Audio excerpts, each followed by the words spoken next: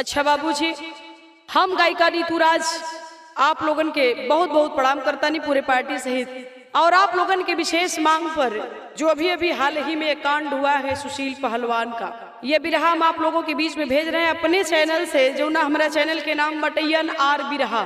जो भी गलतियां होंगी त्रुटियां होंगी हमें क्षमा करेंगे, चूंकि ये बिरहा कवि जी आज ही लिखे हैं और आज ही हम आप लोगों के बीच में रिकॉर्डिंग कर रहे हैं। सुशील पहलवान इतना जघन्य अपराध कर बैठा जो किसी ने सपनों में भी नहीं सोचा था। आइए हम इस बिरहे को आपके बीच में सुनाने जा रहे हैं। हमारे कवि सियाराम यादव जी अभी इस बिरहे को लिखे गए, कहना है क्या?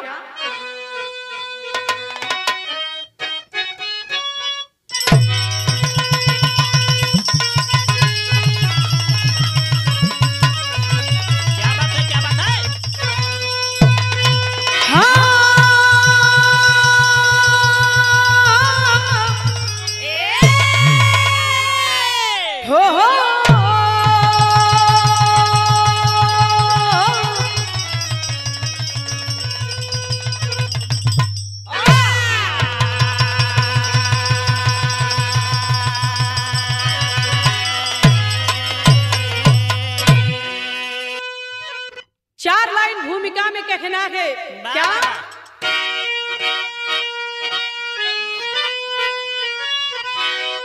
तो वीर रणधीर शेर बहादुर बबर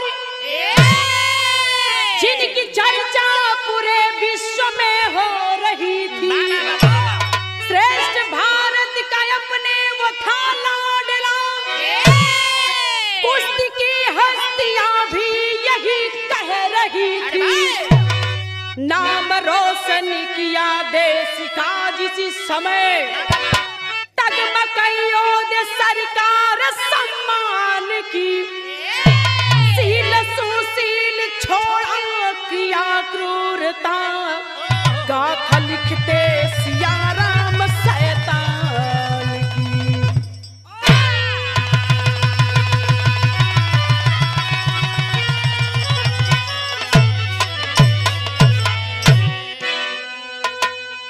जिस पहलवान को हमारे देश की सरकार कईयों पुरस्कार से सम्मानित की, जिस पहलवान का नाम भारत ही नहीं बल्कि पूरे विश्व के कोने कोने में चर्चाएं होने लगी सुशील पहलवान की, गौर करेंगे बाबूजी, उसी सुशील ने इतना बड़ा क्रूरता किया। का कैलन? एक लाइन यहाँ स्वर्गीय रामदेव गुरु जी के कव्वाली लगल बाबा।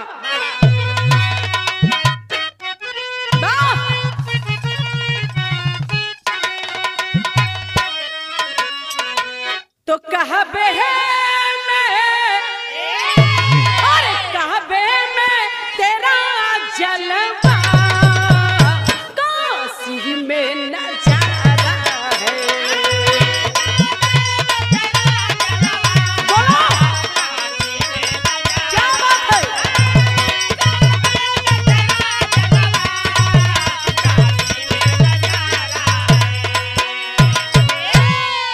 तो कहबे में तेरा जलवा हर काशी में नजारा है,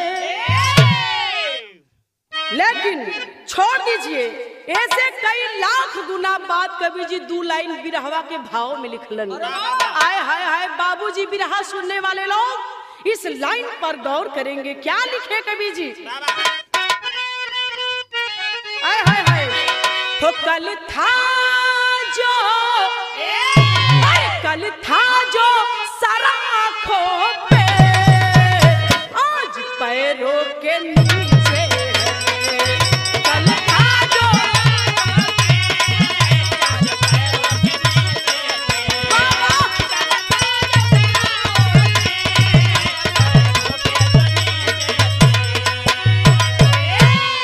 कल था जो सराखों पे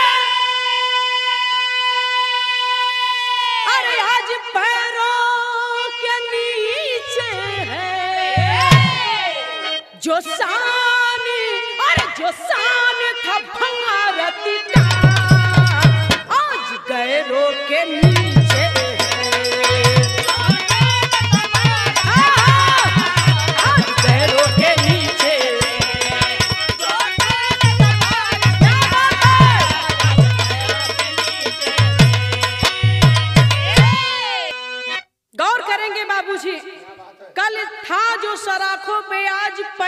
के नीचे है, जो शान था भारत का आज गैरों से नीचे है।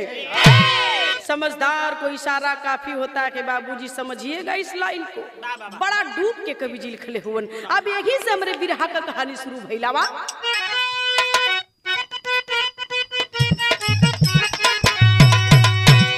मान सम्मान देकर जनता ने भगवान कहा, हिंद के वासियों ने जिनको अपना शान कहा, अर्जुन राज्य पद्म श्री का अवार्ड मिला, वैभव रुपया पैसा भी रिकॉर्ड मिला, बढ़ा धन दौलत तो मन भी बढ़ा विख्यात सही, हमारे पूर्वजों की कही हुई बात सही, बना हैवान तो हैवानियत सुनाती हूँ, बढ़ा हैवान तो हैवानियत सुनाती हूँ, बढ़ा हैवान तो हैवानियत सुनाती हूँ, आत्मा रो बड़ी दास्तान वो बताती हूँ।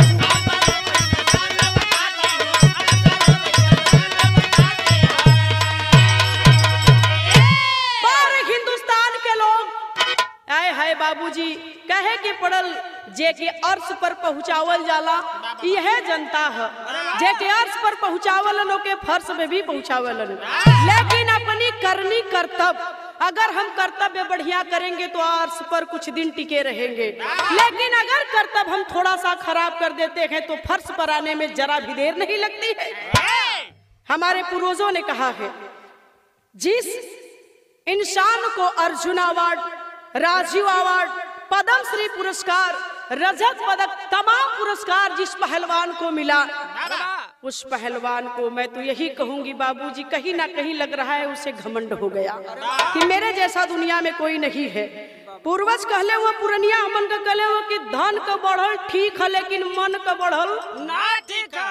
तो यही से कहे के पड़ल बाबूजी, इतना हैवान बन गईलन सुशील पहलवान, इतना हैवान बन गईलन कि उनके हैवानियत की आज हम आप लोगन के बीच में बताओ थी। एक लाइन बिरहा में तर्ज लगल बाबा,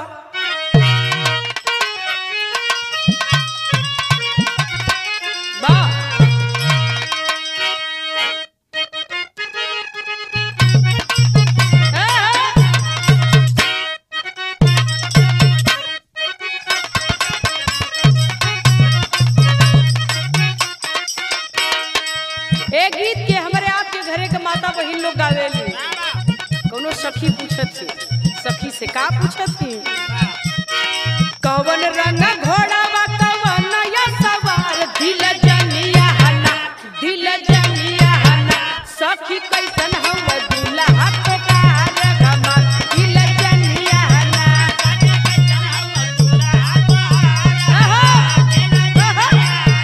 सखी कैसन हवा दूल्हा के कार घमा, दिल जनिया हना।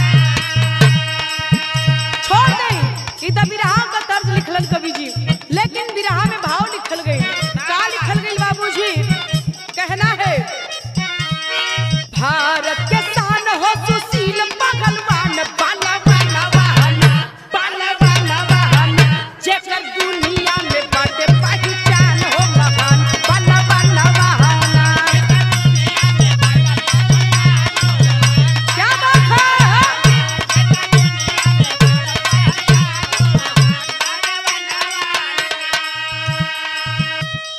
छत्रसाल ट्रेनिंग सेंटर में कर रियाज हो,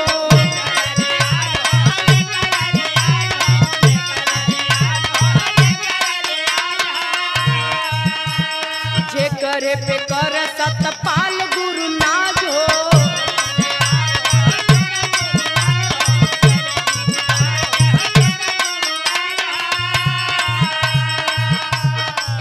हवा से राज शुरू भैया श्रीमान, बलवान वाहना, बलवान वाहना, रचना बिटिया के शादी का विधान हो महा, बलवान वाहना।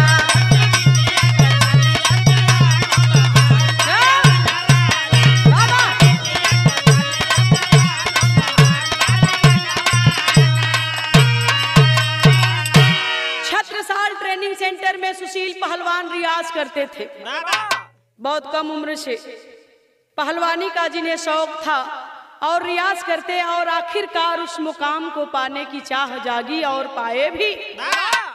छत्रसाल ट्रेनिंग सेंटर के जहां के गुरु थे सतपाल जी। सतपाल महाबली सतपाल सिंह जी के शिष्य थे और उनको अपना गुरु मान करके रियाज करते थे बाबूजी। इतना ही नहीं, सतपाल गुरु की एक बेटी थी, जिस लड़की का नाम था, सतपाल गुरु की बेटी का नाम था शवी। शवी कुमार सतपाल गुरु की बेटी थी। तो सोच गए सतपाल गुरु की इससे अच्छा दामाद तो मुझे मिल ही नहीं सकता, क्यों ना मैं अपनी बेटी शवी का विवाह कर दूं सुशील से। आखिरकार वह दिन भी आ गया, शवी का विवाह सुशील से हो गया। और एक तरफ जहां सतपाल उनके गुरु थे, वही दूसरी तरफ उनके ससुर भी हो गए। शादी तो हो गई। अब कहानी आगे बढ़ती है मास्टर। एक लाइन यहाँ बिरहा में चौलरिया पे भी लिखलन का,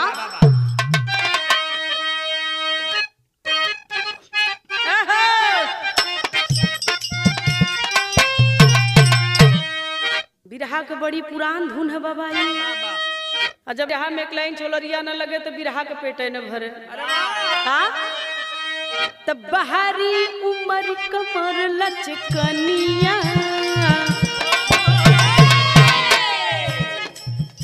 तब बहारी उमर कमर लचकनिया, गोरिया खींचे निहुर के पनिया, गोरिया झूले झूलनिया ना।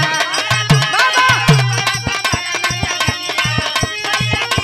क्या बात है।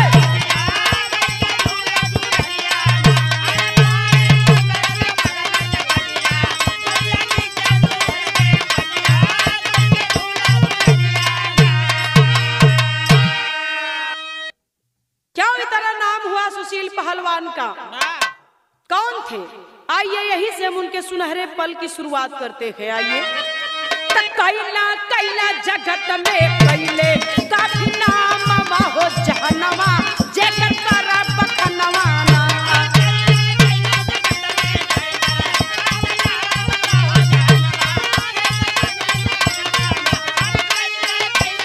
क्या बात है।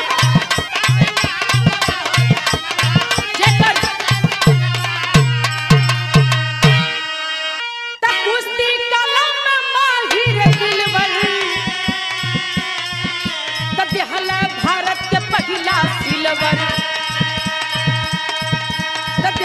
भारत के पहला सिल्वर बीरवर होला जहां में ऐसन पहलवान हो जहनवा, जेकर करा बखनवा। क्या बात है।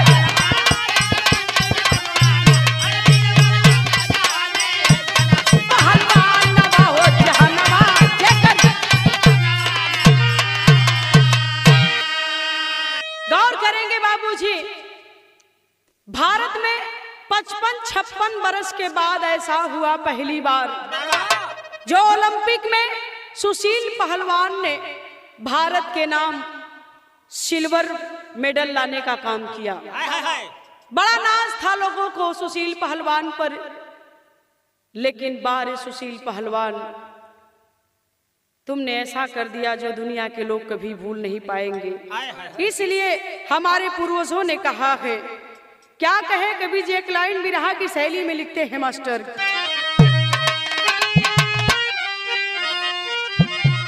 अरे बुलंदी रही है थोड़े दिनवा, अरे बुलंदी रही है थोड़े दिनवा, मनई मैं चूरना अपने आगे जोरा जोरा जोरा जोरा।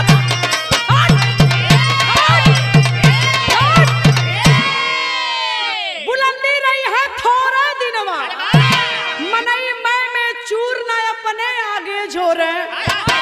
है बाबूजी, बुलंदी का वह सितारा इतनी ऊंचाई पर पहुंच गया, सुशील पहलवान इतनी ऊंचाई पर पहुंच गया कि मैं चूर हो गया कि मैं ही रहूं, मेरे आगे कोई ना आए। तो कहना पड़ता है कि मास्टर, एक लाइन पुरनिया बड़ी बढ़िया बात करन, हम आज भी साबित करब कि पुरनियन के कहावत में आज भी दम हो। अगर हम लोग फॉलो कैल जा तो शायद कबो हम लोग गड्ढा में न गिरल जाइए। मैं साबित करूंगी कि ऐ सुशील पहलवान, इतना नाम हो गया तुम्हारा तो तुमने अपने पूर्वजों से कुछ सीखा क्यों नहीं? का सीखा का बात करब बताई कवि जी लिखत हूं चौकड़ा में भाव हो।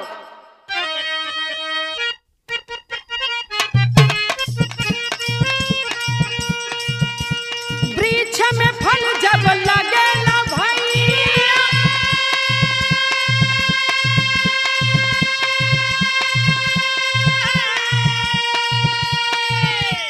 अपने आप झुक जाता है।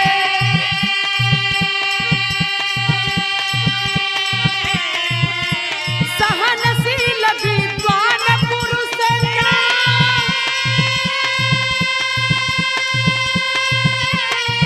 बाबू धन पाकर इतराता है।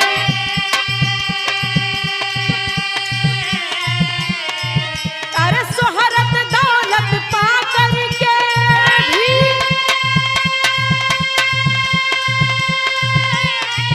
अरे रखा जो सबसे नाता है।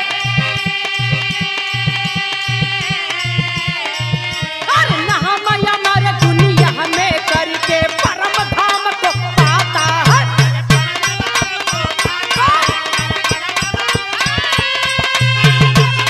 क्या बात है? क्यों भैया पाता है, पाता है। पुरनिया कहले हुवन बाबूजी, वृक्ष जब फल से लद जाता है तो वह झुक जाता है।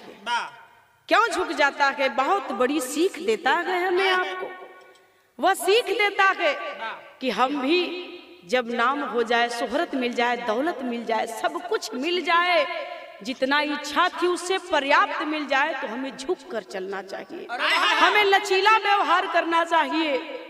क्योंकि यही लोग, मैंने कहा कि अर्श पर पहुंचाते हैं और यही लोग फर्श पर पहुंचाते हैं। क्षेत्र कौनो हो, राजनीति का क्षेत्र हो, चाहे हमारे बिरहा जगत का क्षेत्र हो, संगीत का क्षेत्र हो, कुश्ती दंगल पहलवानों का क्षेत्र हो, क्षेत्र कोई हो, लेकिन यही कहती हूँ, बार बार मैं कहना चाहूंगी, कवि जी की लेखनी संकेत कर रही है कि नाम शोहरत धन वैभव रुपया पैसा सब मिलने के बाद हमें इस तरह से व्यवहार करना चाहिए कि लोग कहे कि नहीं यह यहाँ से यहाँ तक पहुँचा लेकिन मैं नहीं हुआ। तो कहना पड़ा मास्टर, एक लाइन यहाँ गीत बड़ी पुरान लगल बाबा, कौन गीत लगल?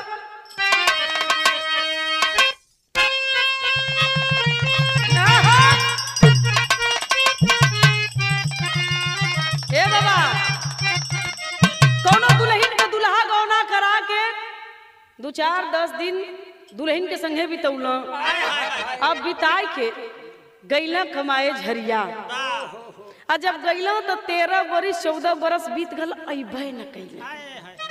तो दुल्हनिया कहत रहे, का कहत हिय?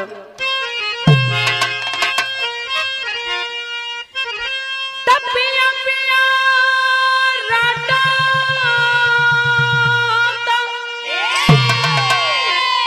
अरे पिया पिया राटा पियर भइल दहिया रे सखिया। तपिया अरे पिया माता ला बाबा का यार पीरी चले भागल रे सखिया। पिया माता ला बाबा का यार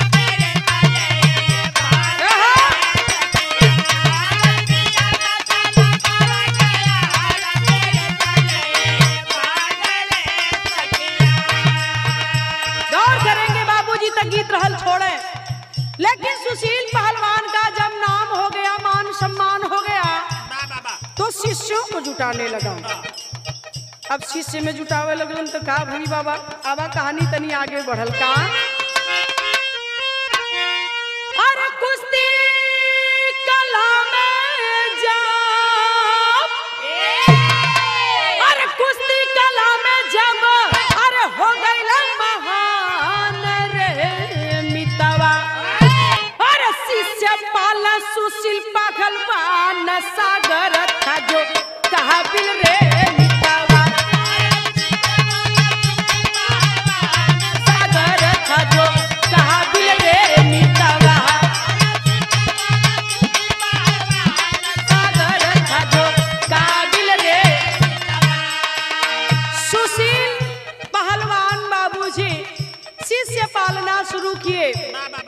अब उसी ट्रेनिंग सेंटर में शिष्यों को बुलाते और उन्हें पहलवानी का दाव पेच, कुश्ती का दाव पेच सिखाना शुरू किया। उन्हीं शिष्यों में एक शिष्य था जिसका नाम था सागर धनगर।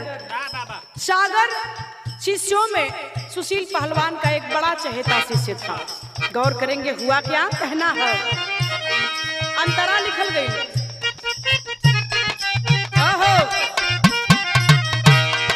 धीरे धीरे सागर के भी शोर भाई भारी, बाबा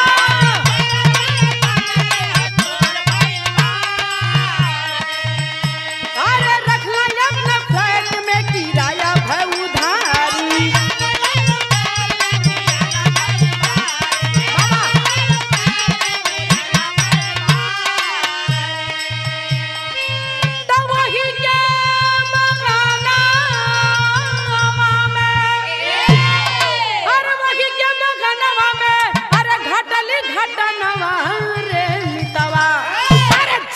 सुन के सोचेला जगह न सुनाऊ के बा कातिल रे मिटावा,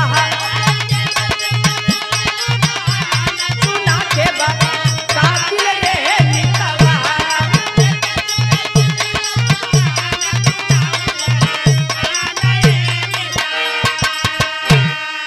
गौर करेंगे बाबूजी, सागर बहुत नजदीकी था सुशील पहलवान के, और सुशील पहलवान कुश्ती का दाव पे सागर को सिखाते थे। नाम धीरे धीरे होने लगा, सागर का भी नाम होने लगा। कहीं ना कहीं सुशील को डर हो गया, कहीं मुझसे ज्यादा यह नाम ना कर जाए। यह गुरु का फर्ज नहीं है बाबूजी। एक गायिका होने के नाते मैं इतना जरूर बताऊंगी कि एक गुरु को तो खुश होना चाहिए कि उसका शिष्य उससे भी ऊंचाई पर चला जाए, लेकिन कैसा गुरु था यह सुशील। इसके मन में द्वेष की भावना भर गई कि कहीं सागर मुझसे बड़ा पहलवान ना हो जाए। यही तो बाबू दरार पड़ गई। सुशील पहलवान गद्दारी करने के लिए सोच गया। गौर करेंगे क्या बहाना किया है। आवा सारंगा लगल बाबा।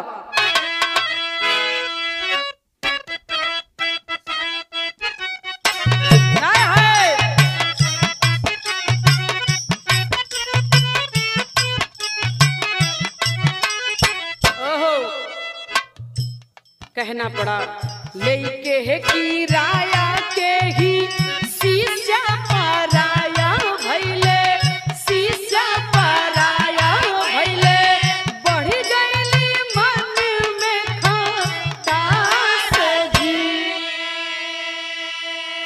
यही तो खटास पड़ गई बाबूजी। गौर करेंगे क्या।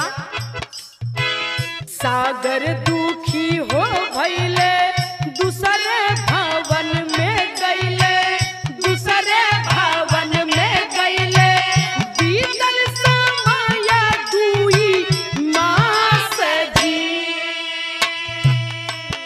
दुखी हुआ सागर, जिस गुरुजी ने मुझे अपने पास रखा, आज वही गुरुजी मुझे अपने फ्लैट से निकाल रखेंगे। वो भी आशीर्वाद समझकर निकल तो गया, दूसरे फ्लैट में गया है बाबूजी। और जब दूसरे फ्लैट में गया है, 2 महीने बीता है, उस फ्लैट में गए उसे एक दिन सुशील पहलवान का कैलन बाबू।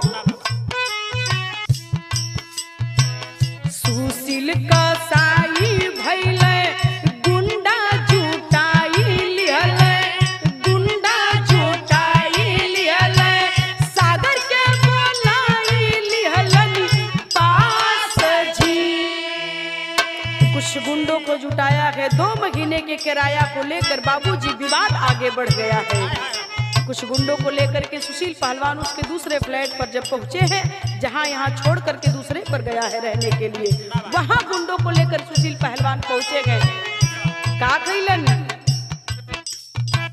साथी समेत धैले, ट्रेनिंग सेंटर ले गईलन, ट्रेनिंग सेंटर ले गईलन, मारला मिली के यास जी। गौर करेंगे बाबूजी, सागर को जब पता चला कि उसके उस्ताद आए हैं, दौड़ते हुए भागते हुए आता है, उस्ताद के चरणों में गिर जाता है। उस्ताद उसे लेकर के उसके कुछ साथियों को लेकर के ट्रेनिंग सेंटर पहुंचते हैं, छत्रसाल ट्रेनिंग सेंटर पर पहुंचते हैं। और जब वहां पहुंचे तो करते क्या है, यहाँ गीत लगल मास्टर का।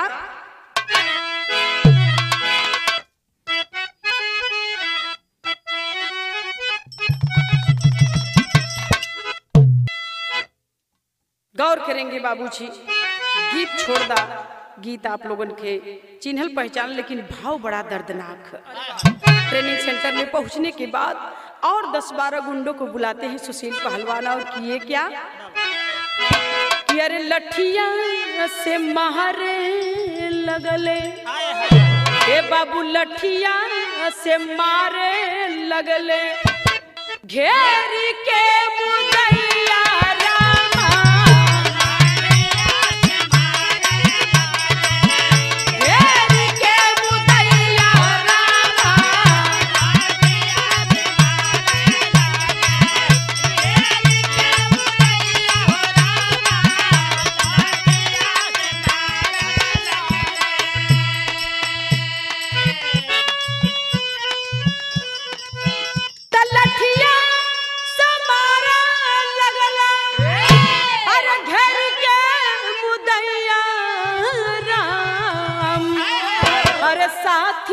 समेत सागर, साथी समेत सागर, देत बाबो हैया रामा, समेत सागर,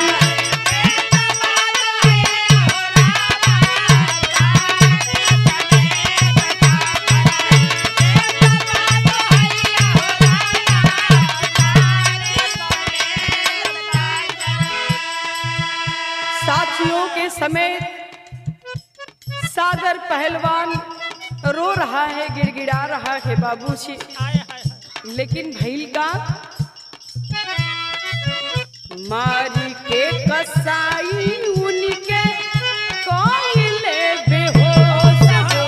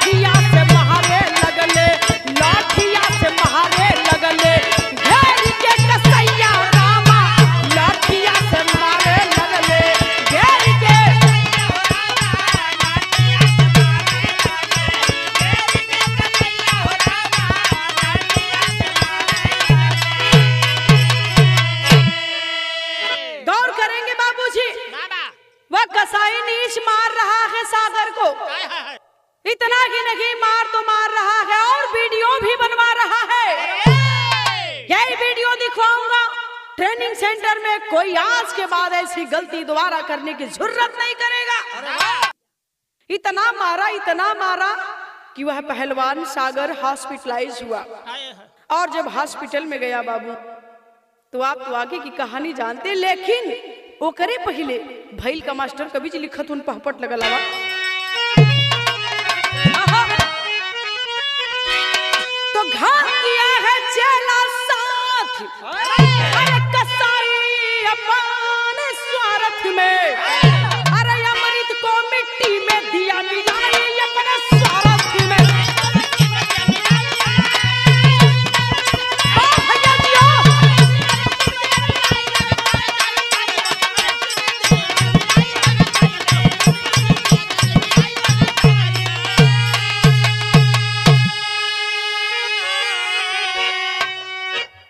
एक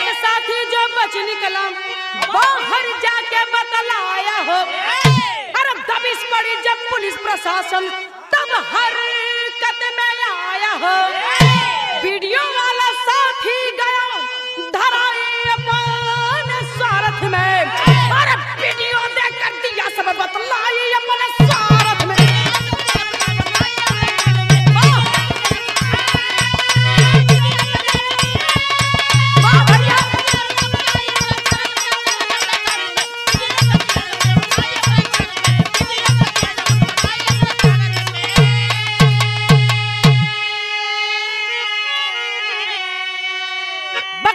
सुशील पहलवान ने वीडियो बनवाया, फरार हो गए उनके गुंडे। इधर सागर हॉस्पिटलाइज हो गया, हॉस्पिटल में एडमिट है। और इधर प्रशासन का जब दबिश पड़ा तो घबराया। सबसे पहले कौन पकड़ाया? जिस लड़के ने सागर पहलवान का मार खाते हुए वीडियो बनवाया था। तो पुलिस प्रशासन के लोगों ने कहा हम तुम्हें छोड़ देंगे, लेकिन एक शर्त पर, जो वीडियो तूने बनाया है वो हमें दे दो। तो वह वीडियो प्रशासन के हाथ लगा बाबूजी। तो कहना पड़ा, इतना कि नहीं कहानी आगे गई। भैल का कवि जी बड़ा बेजोड़ लाइन आल हमें लिखलन बाबा का।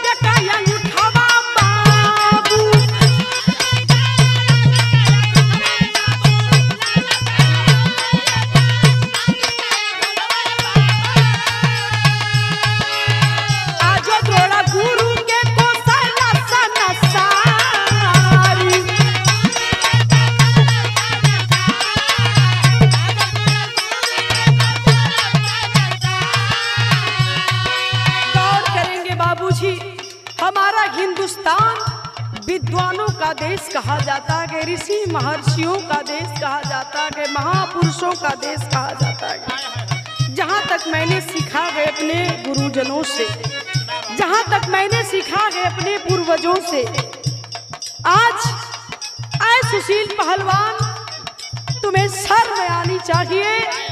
गुरु द्रोणाचार्य को लोग आज तक याद करते कि इतना जघन्य अपराध गुरु द्रोणाचार्य ने द्वापर में अपने शिष्य के साथ किया था। अरे गुरु द्रोणाचार्य तो सिर्फ अंगूठा लिए थे सुशील, लेकिन तूने तो अपने शिष्य का जीवन ही ले लिया। कहना है बाबूजी, गौर करेंगे का भाई लावा।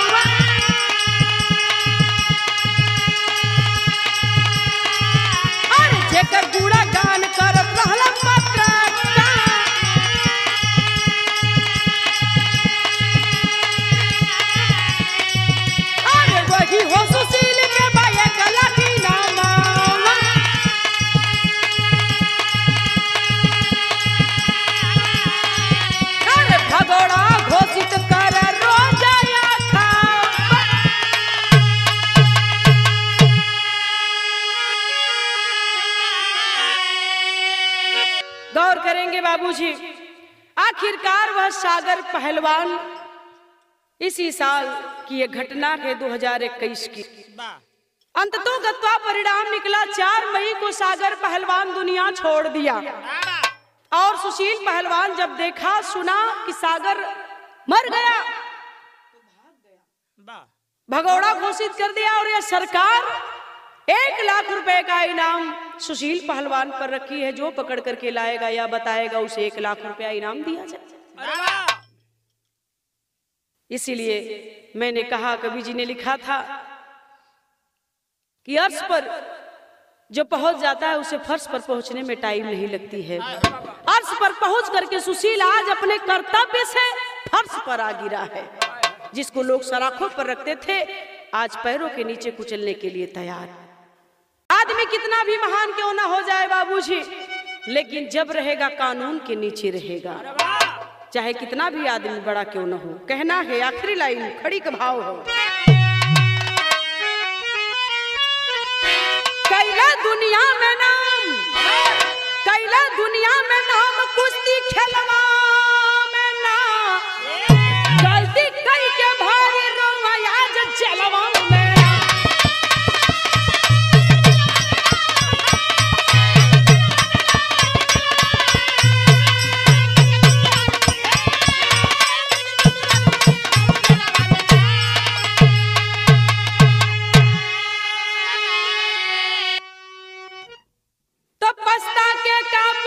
जब चिड़िया चुगली खेतावा हो, अरे गुरु खातिर शिष्य होला जैसे अपन बेटावा हो।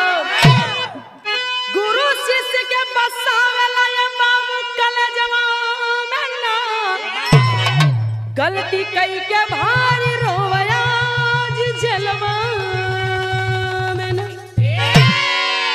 गौर करेंगे बाबूजी, कवि जी लिखत हुए, गुरु के लिए उसका शिष्य उसके बेटे के बराबर होता है। और सुशील आज तूने उस रिश्ते को भी तार तार कर दिया। इसलिए कहना है क्या, तो धन दौलत शोहरत पाके कारा संतोष हो, अब मैं चूरा होके ना गावा अपन हो।